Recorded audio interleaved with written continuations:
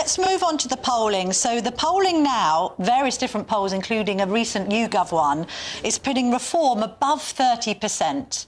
And I think the magic number as far as Reform is concerned is 31.5%. If the other two major parties fall down the polls, they don't need to have any pacts with the Tories. They can get a majority at the next general election.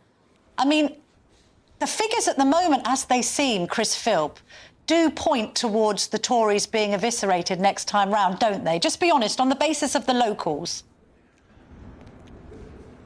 Look, those local elections the week before last were obviously very bad for us, but they were also very bad for Labour. Of course, just remember, we were defending a high point, right? Because those elections, when they were last contested 4 years ago, we did unbelievably well. So we were measuring our performance against the high point.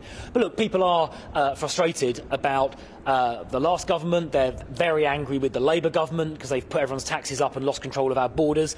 And, you know, Reform have benefited from that. But look, polls move around. Just remember, back in 2019, do you remember? 2019, I think the Brexit Party, as it then was, won those European elections in about May or June of 2019. The Conservatives were down at about 10% or something like that.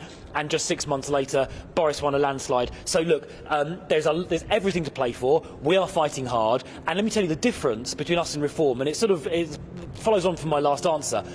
The difference between us and Reform is that we are going to do the thinking to come up with the credible policies that can be implemented and that will actually work. Point. Look, Nigel Farage is very charismatic. Hang on, he's very charismatic. He's got great slogans, but he doesn't have a plan. He wrote an article in the Mail, I think yesterday, where he threw out a whole load of ideas that would have cost like 50 or 60 billion pounds with no idea how to pay for them. We'll ask Richard Tice about Reform's ideas. Now, that is not going to help anyone. Well, is there anything wrong with Liz Truss on steroids? You're now criticising Liz Truss? I'm just saying that you need if you're going to make promises either to cut taxes.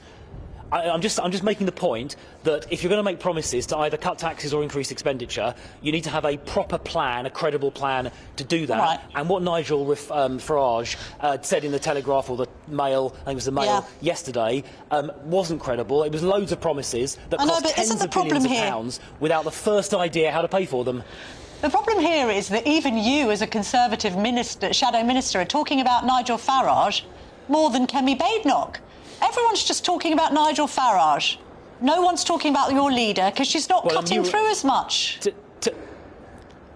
To be fair, Camilla, you asked me a bunch of questions about Reform and I answered them. And if I'd gone and talked about Kemi Badenoch, you'd have been the first to jump down my throat and tell me to answer the question. Look, I think Kemi's doing a good job. Look, Chris really Philp, I don't jump down anyone's throat. I just ask for straight questions and straight answers. Fair enough. On that